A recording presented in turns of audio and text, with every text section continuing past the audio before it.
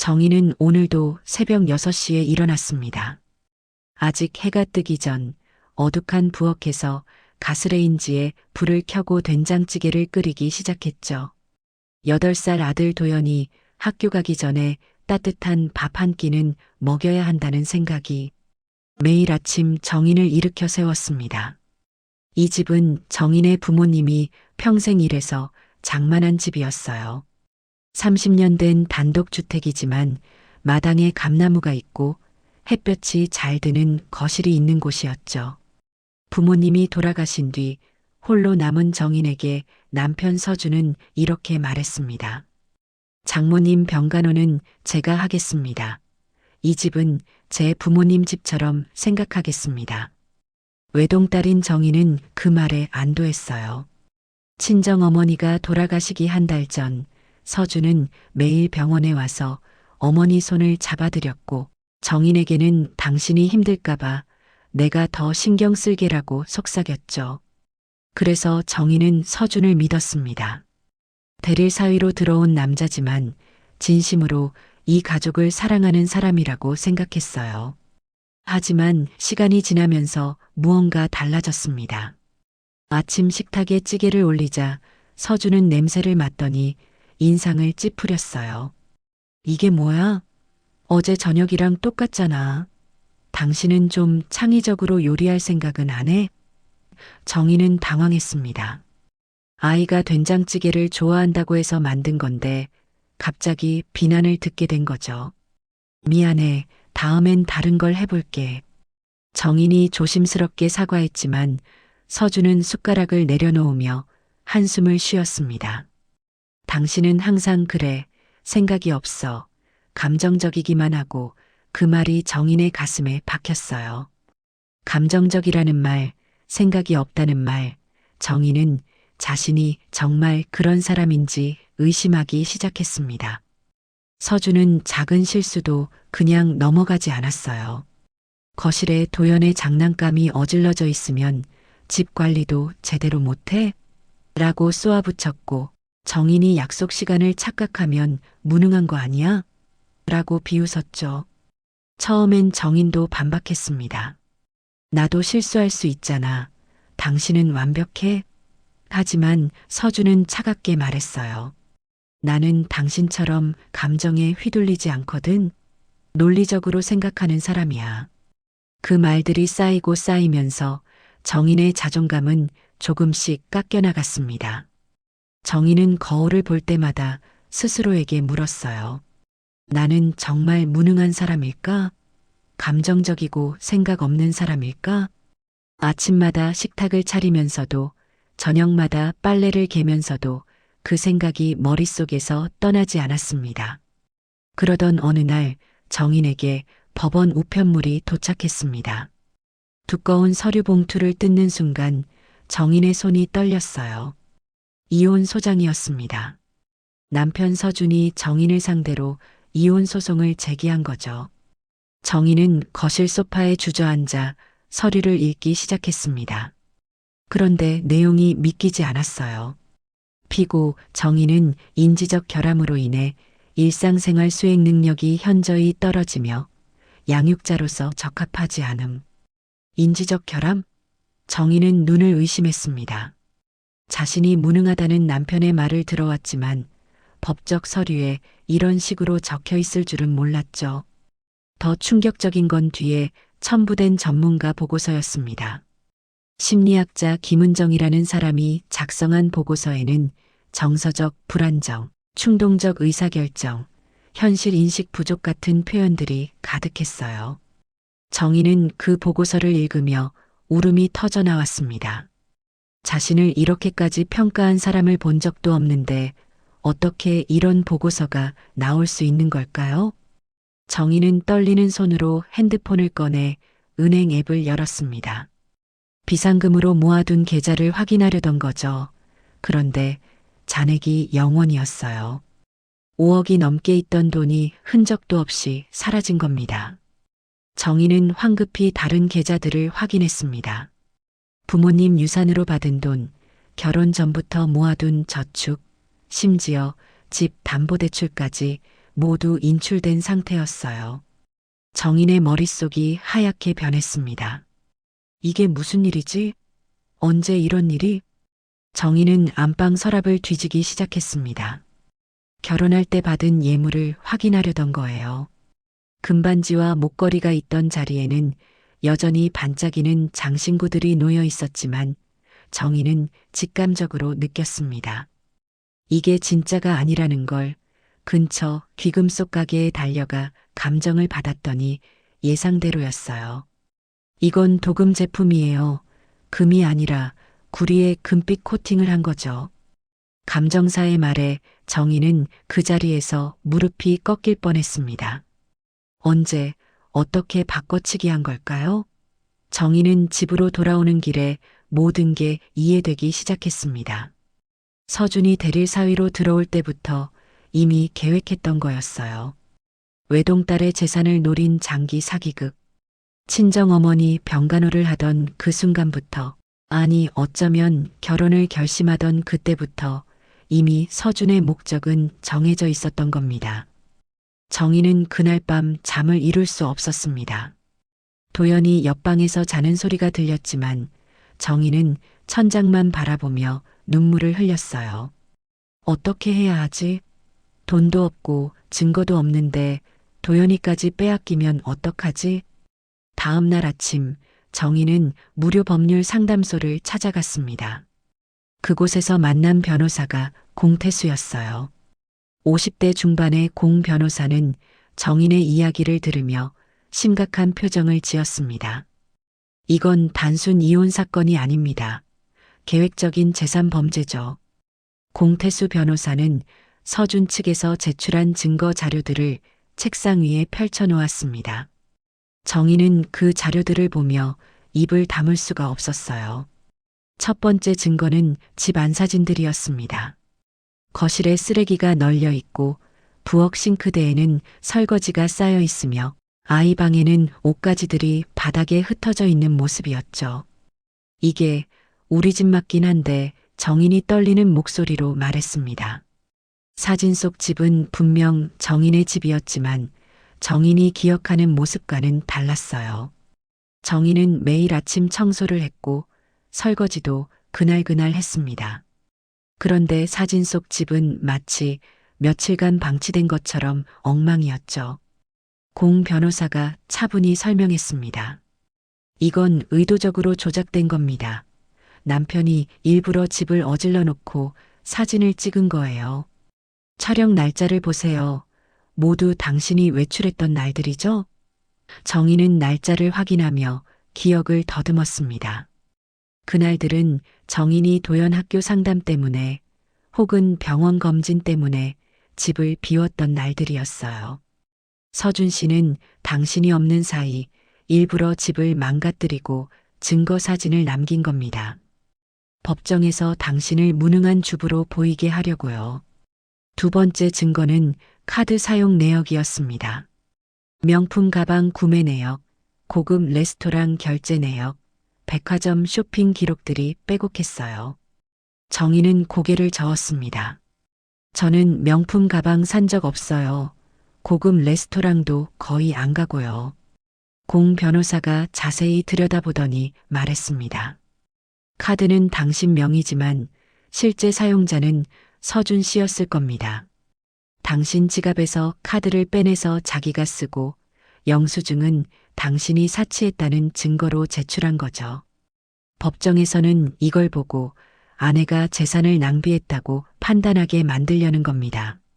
정희는 점점 더 절망스러워졌습니다.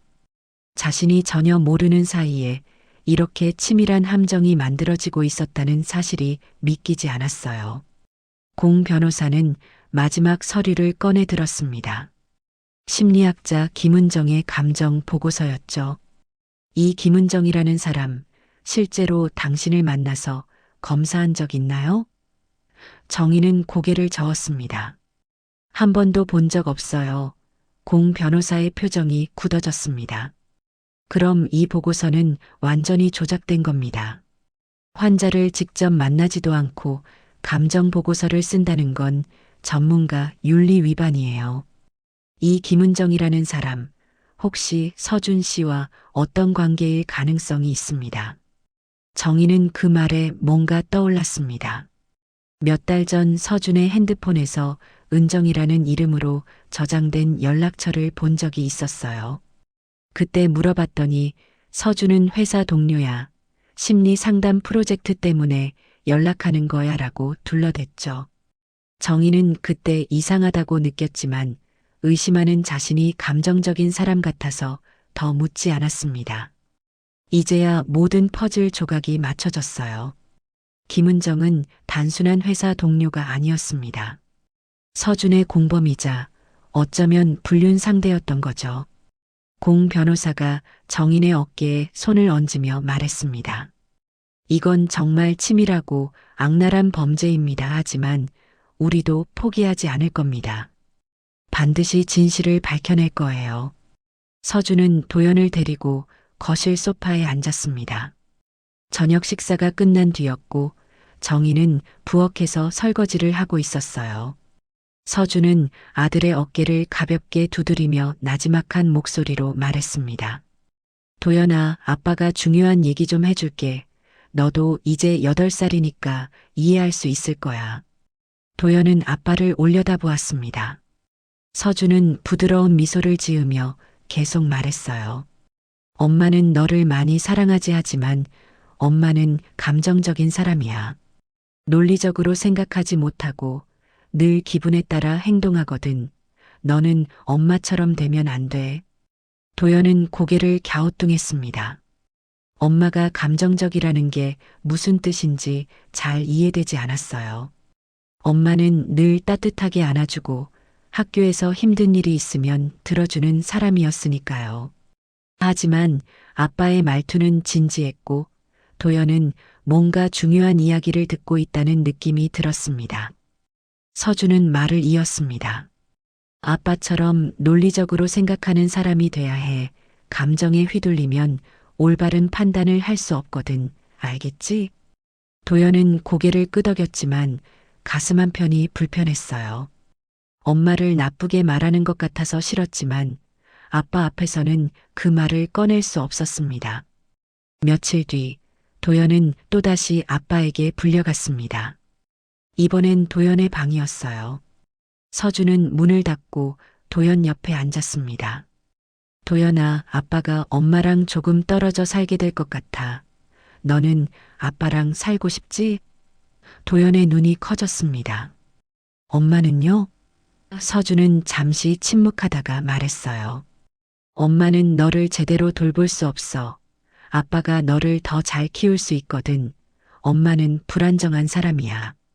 나중에 법원에서 판사님이 물어보시면 너도 아빠랑 살고 싶다고 말해야 해. 도연은 대답하지 못했습니다. 엄마와 떨어진다는 말이 무섭게 느껴졌어요. 도연은 자기도 모르게 손목에 찬 키즈폰을 꽉 쥐었습니다. 불안할 때마다 도연이 하던 버릇이었죠. 그 순간이었습니다. 키즈폰에는 긴급 상황을 대비한 기능이 있었어요. 측면 버튼을 5초 이상 누르고 있으면 자동으로 녹음이 시작되는 기능이었죠. 도연이 손목을 꽉 쥐는 바람에 그 버튼이 눌린 겁니다. 작은 빨간 불이 키즈폰 화면에 깜빡이기 시작했지만 서준은 눈치채지 못했어요. 도연도 녹음되고 있다는 걸 몰랐습니다. 서준은 도연의 머리를 쓰다듬으며 방을 나갔습니다. 거실로 간 서준은 핸드폰을 꺼내 전화를 걸었어요. 도연은 방문 틈으로 아빠의 뒷모습을 바라보았습니다. 서준의 목소리가 들려왔어요. 여보세요, 은정 씨? 네, 잘 진행되고 있어요.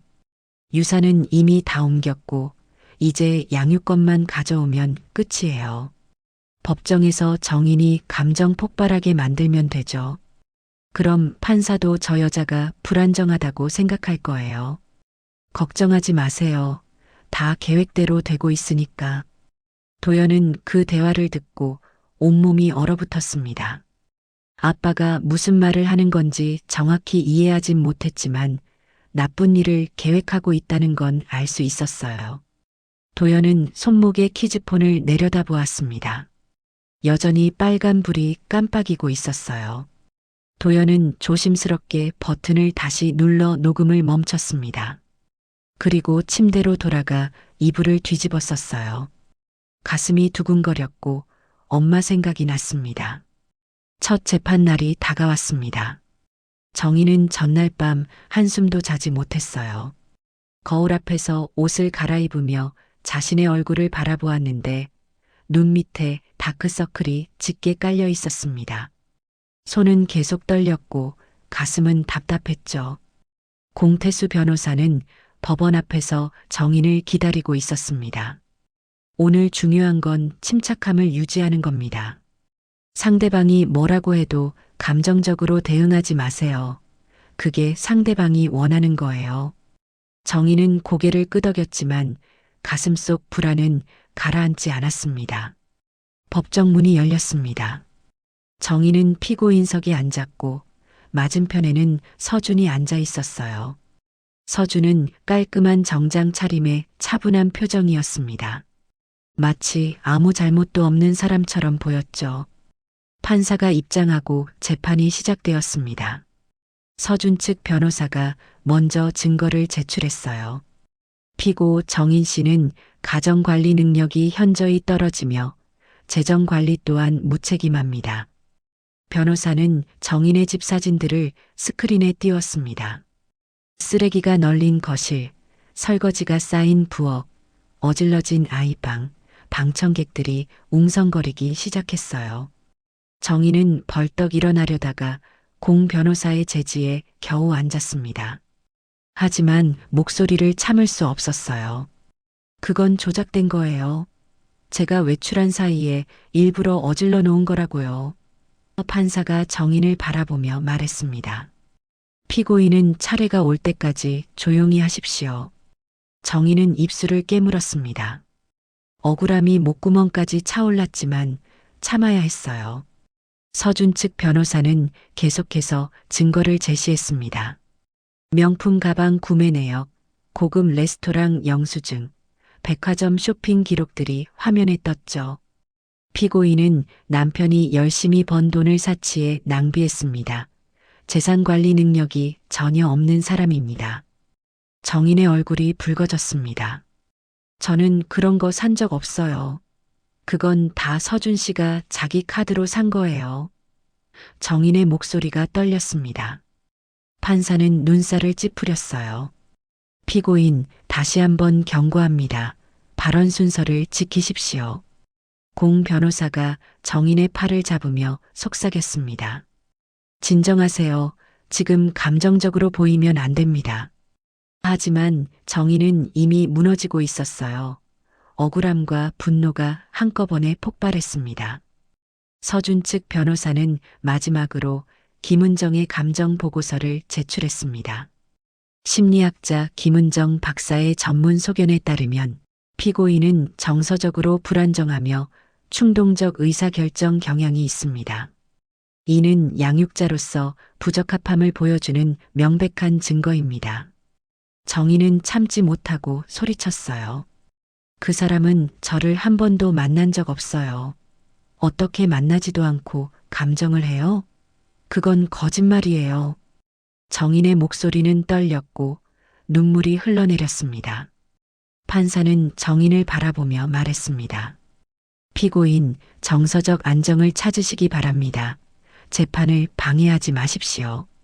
공 변호사가 정인을 변론할 차례가 왔지만 이미 분위기는 기울어진 상태였어요. 판사는 정인을 불안정한 사람으로 인식하고 있었고 서준은 침착하고 논리적인 사람으로 보였습니다. 재판이 끝나고 정인은 복도로 나왔습니다. 다리에 힘이 풀려 벽에 기댄 채 주저앉았어요. 눈물이 멈추지 않았습니다. 공 변호사가 다가왔고 정인은 떨리는 목소리로 물었습니다. 저 도연이까지 잃게 되는 건가요? 공 변호사는 아무 말도 하지 못했습니다. 그저 정인의 어깨를 가만히 두드려 줄 뿐이었죠. 그날 밤 도연은 침대에 누워 있었지만 잠이 오지 않았습니다. 낮에 법원에서 돌아온 엄마의 모습이 계속 떠올랐어요. 엄마는 눈이 퉁퉁 부어 있었고 저녁도 제대로 먹지 못했습니다. 도연이 엄마 괜찮아? 라고 물었을 때 엄마는 억지로 웃으며 응, 괜찮아. 도연이 걱정하지 말라고 대답했지만 도연은 알 수 있었어요. 엄마가 괜찮지 않다는 걸. 도연은 천장을 바라보다가 손목에 키즈폰을 만졌습니다. 며칠 전 아빠 방에서 녹음된 파일이 아직 저장되어 있었어요. 도연은 그동안 그 파일을 들을 용기가 나지 않았습니다. 무서웠거든요. 아빠가 무슨 말을 했는지 정확히 알게 되는 게 두려웠죠. 하지만 오늘은 달랐습니다. 엄마의 울먹이는 얼굴이 자꾸만 떠올랐고 도연은 더 이상 모른 척할 수 없었어요. 도연은 이불을 뒤집어 쓰고 키즈폰을 귀에 가져다 댔습니다. 작은 스피커에서 아빠의 목소리가 흘러나왔어요. 여보세요, 은정 씨? 네, 잘 진행되고 있어요. 유산은 이미 다 옮겼고 이제 양육권만 가져오면 끝이에요. 도연의 심장이 빠르게 뛰기 시작했습니다. 유산을 옮겼다는 말은 무슨 뜻일까요? 도연은 정확히 이해하지 못했지만 나쁜 일이라는 건 알 수 있었어요. 녹음은 계속 이어졌습니다. 법정에서 정인이 감정 폭발하게 만들면 되죠. 그럼 판사도 저 여자가 불안정하다고 생각할 거예요. 걱정하지 마세요. 다 계획대로 되고 있으니까. 도연은 이불 속에서 눈물을 흘렸습니다. 아빠가 엄마를 저 여자라고 부른다는 게 충격이었어요. 그리고 엄마가 감정 폭발하게 만든다는 말. 오늘 법원에서 엄마가 울면서 소리쳤던 모습이 떠올랐습니다. 아빠가 일부러 그렇게 만든 거였구나. 도연은 가슴이 아팠어요. 도연은 녹음을 멈추고 키즈폰을 내려다보았습니다. 작은 화면에 녹음 파일 아이콘이 떠 있었죠. 도연은 생각했습니다. 이걸 엄마한테 보여드려야 하나? 아니면 그냥 지워버려야 하나? 도연은 혼란스러웠어요. 아빠는 여전히 도연의 아빠였고 도연을 사랑한다고 말했습니다. 하지만 엄마를 이렇게 나쁘게 대하는 아빠가 정말 도연을 사랑하는 걸까요? 도연은 엄마가 자주 했던 말을 떠올렸습니다. 도연아, 거짓말은 나쁜 거야. 어떤 상황에서도 진실을 말하는 사람이 돼야 해. 그게 용감한 거란다. 그 말이 도연의 마음속에 울렸습니다. 진실을 말하는 사람, 용감한 사람, 도연은 8살밖에 안 됐지만 옳고 그름은 알 수 있었어요. 아빠가 하는 일은 나쁜 일이었습니다. 거짓말로 엄마를 괴롭히고 돈을 훔치고 엄마한테서 도연을 빼앗으려는 건 나쁜 일이었죠. 도연은 결심했습니다. 내일 법원에 가서 판사님께 이 녹음을 보여드릴 거예요. 무섭지만 해야 할 일이었습니다. 엄마를 지켜야 했고 진실을 말해야 했어요. 도연은 키즈폰을 베개 밑에 조심스럽게 감췄습니다. 아빠가 찾아서 지워버리면 안 되니까요. 도연은 이불을 꼭 끌어안으며 속삭였습니다. 엄마, 내가 지켜줄게. 약속해. 그날 밤 도연은 처음으로 용감함이 무엇인지 배웠습니다. 용감함은 무섭지 않은 게 아니라 무서워도 옳은 일을 하는 거라는 걸 알게 된 거죠. 도연은 천천히 눈을 감았습니다. 내일 해야 할 일을 생각하니 여전히 무서웠지만 마음 한구석에서는 이상한 평온함이 느껴졌어요. 엄마가 늘 말했던 대로 진실은 언젠가 드러나는 법이니까요. 선고일이 다가왔습니다. 법원 복도는 긴장감으로 가득했어요. 정인은 공태수 변호사와 함께 법정 앞에 서 있었습니다. 정인의 손은 차갑게 식어 있었고 다리는 후들거렸죠. 지난 재판에서 보여준 감정적인 모습 때문에 정인은 이미 불리한 상황이었습니다. 공 변호사도 침통한 표정이었어요. 최선을 다해봅시다. 아직 끝난 게 아니에요. 하지만 그의 목소리에는 확신이 없었습니다. 법정 문이 열리고 사람들이 입장했습니다. 서준은 오늘도 깔끔한 정장 차림으로 여유로운 표정을 짓고 있었어요. 그 옆에는 김은정이 앉아 있었습니다. 증인석에 앉을 예정인 그녀는 단정한 옷차림에 차분한 미소를 띠고 있었죠. 마치 자신들이 이미 승리한 것처럼 보였습니다. 판사가 입장하고 모두 자리에 앉았어요. 판사는 서류를 넘기며 말을 시작했습니다. 양측의 주장과 증거를 모두 검토했습니다. 피고인 정인 씨의 정서적 불안정성과 재정관리 능력 부족은 여러 증거를 통해 입증되었다고 판단됩니다. 정인의 얼굴이 하얗게 질렸습니다. 심장이 멎는 것 같았어요. 판사가 계속 말했습니다. 또한 전문가의 감정 의견을 존중하여 양육권은 바로 그 순간이었습니다. 법정 뒷문이 천천히 열렸어요. 모든 사람의 시선이 그쪽으로 향했습니다. 작은 발걸음 소리가 들렸고 8살 도연이 교복을 입은 채 법정 안으로 걸어 들어왔습니다. 정인은 숨이 멎었어요. 도연아? 도연은 엄마를 보며 잠깐 눈을 마주쳤지만 곧바로 판사석을 향해 걸어갔습니다. 판사가 놀란 표정으로 물었습니다. 어린이, 여기는 어떻게 들어왔니? 도연은 떨리는 목소리로 대답했어요. 판사님, 제 이름은 박도연이에요. 저는 엄마가 모르는 아빠의 비밀을 들려드리고 싶어서 왔어요. 법정 안이 술렁이기 시작했습니다. 서준의 얼굴이 굳어졌어요. 판사는 잠시 당황했지만 도연의 진지한 표정을 보고 말했습니다. 무슨 비밀인지 말해보렴. 도연은 손목에서 키즈폰을 풀었습니다.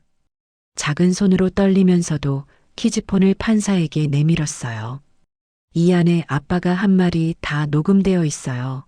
직접 들어보시면 알 거예요. 법원 직원이 키즈폰을 받아 판사에게 전달했습니다. 판사는 재생 버튼을 누르려다가 말했어요.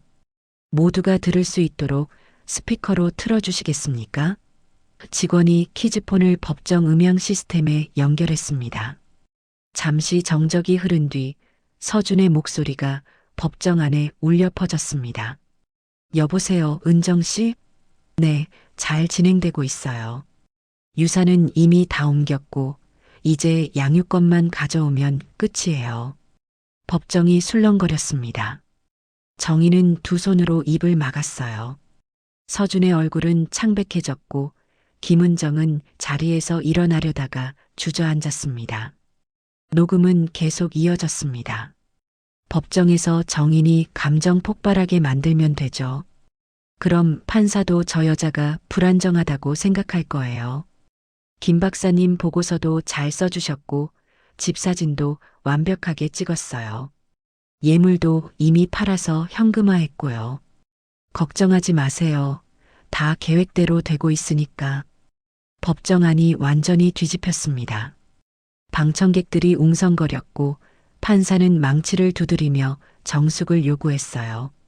서준 측 변호사는 황급히 일어났습니다. 이 녹음은 절차적 하자가 있습니다. 법정에 제출할 수 없는 증거입니다. 하지만 판사는 차갑게 말했습니다. 녹음 내용은 명백한 범죄 자백입니다. 증거 능력을 인정합니다. 판사는 서준과 김은정을 번갈아 보며 말했습니다. 원고 서준 씨와 증인 김은정 씨는 사기, 위증, 횡령 혐의로 즉시 구속합니다. 법정 경위 두 사람을 구속하십시오. 법정 문이 열리고 경찰들이 들어왔습니다. 서준은 자리에서 벌떡 일어나 소리쳤어요. 이건 함정이에요. 도연이를 누가 시켰습니까? 하지만 경찰은 서준의 손에 수갑을 채웠습니다. 김은정도 마찬가지였죠.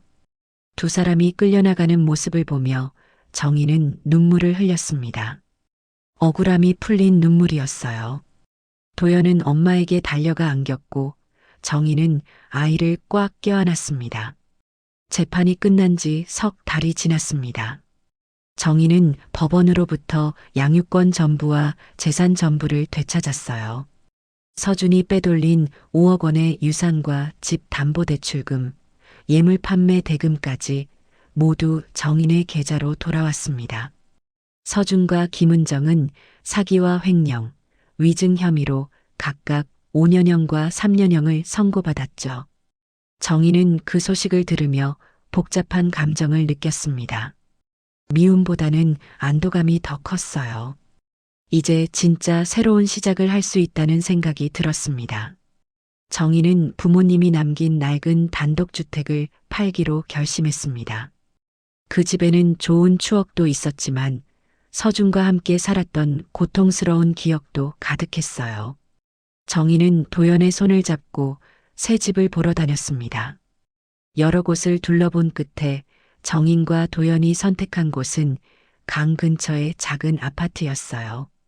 방 2개짜리 아담한 집이었지만 거실 창문으로 햇살이 가득 들어왔고 베란다에서는 강이 보였습니다. 엄마, 여기 좋아요. 아침마다 햇빛이 들어올 것 같아요. 도연의 말에 정인은 미소 지었습니다. 그래, 우리 여기서 새롭게 시작하자. 이사를 마친 뒤 정인은 오랫동안 꿈꿔왔던 일을 시작했습니다. 케이터링 사업이었어요. 정인은 요리를 좋아했고 사람들에게 따뜻한 음식을 대접하는 걸 즐거워했습니다. 작은 주방에서 시작한 사업이었지만 입소문이 나기 시작했어요. 돌잔치, 회사 행사, 작은 파티들에 정인의 음식이 초대받았습니다. 손님들은 말했어요. 정인 씨 음식엔 뭔가 다른 게 있어요. 따뜻함이 느껴져요. 정인은 그 말을 들을 때마다 가슴이 벅찼습니다. 자신이 무능하다고 아무것도 할 수 없다고 믿었던 시절이 이제는 멀게 느껴졌어요. 어느 주말 오후였습니다. 정인과 도연은 베란다에서 함께 화분에 물을 주고 있었어요. 정인이 새로 들인 토마토 모종과 바질, 그리고 작은 장미 화분이었습니다. 도연은 작은 물뿌리개를 들고 조심스럽게 물을 주며 말했어요. 엄마, 나 궁금한 게 있어요. 정인이 고개를 돌렸습니다. 뭐가 궁금한데? 도연은 잠시 망설이다가 물었어요. 왜 키즈폰으로 녹음했는지 알아요? 사실 일부러 한 게 아니었어요. 그날 무서워서 손목을 꽉 쥐었는데 스스로 버튼이 눌렸어요. 정인은 도연의 머리를 쓰다듬으며 물었습니다. 그런데 왜 판사님께 보여드렸어? 도연은 잠시 생각하다가 대답했어요. 엄마가 우는 걸 보고 싶지 않았어요.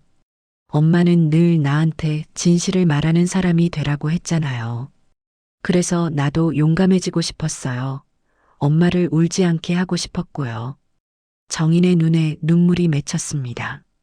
정인은 도연을 꽉 안았어요. 고마워. 도연아, 내가 엄마를 지켜줘서 정말 고마워. 도연도 엄마를 꼭 안으며 말했습니다. 엄마, 이제 행복하죠? 정인은 고개를 끄덕였습니다. 응, 정말 행복해. 저녁 무렵 정인은 베란다에 혼자 앉아 화분을 바라보았습니다. 토마토 모종에서 작은 새싹이 돋아나고 있었어요. 며칠 전만 해도 보이지 않던 새싹이었는데 오늘 발견한 겁니다. 정인은 그 작은 새싹을 보며 속삭였어요. 나는 좋은 엄마야. 능력 있는 사람이야. 이제 정말 그렇게 믿을 수 있어. 서준이 심어놓았던 의심과 자기 혐오의 씨앗들은 이제 사라졌습니다. 대신 새로운 믿음과 희망의 씨앗이 정인의 마음속에서 자라나고 있었어요. 거실에서 도연이 학교 숙제를 하는 소리가 들렸습니다. 강에서 불어오는 바람이 베란다 커튼을 살랑거렸고 저녁 노을이 아파트 창문을 주황빛으로 물들였죠. 정인은 작은 미소를 지으며 일어났습니다. 저녁을 준비할 시간이었어요. 오늘 메뉴는 도연이 좋아하는 된장찌개와 김치전이었습니다. 정인은 부엌으로 걸어가며 생각했어요. 이제 진짜 새로운 삶이 시작된 거라고. 그리고 이 삶은 누구도 빼앗아갈 수 없는 정인과 도연이 함께 만들어가는 삶이라고요.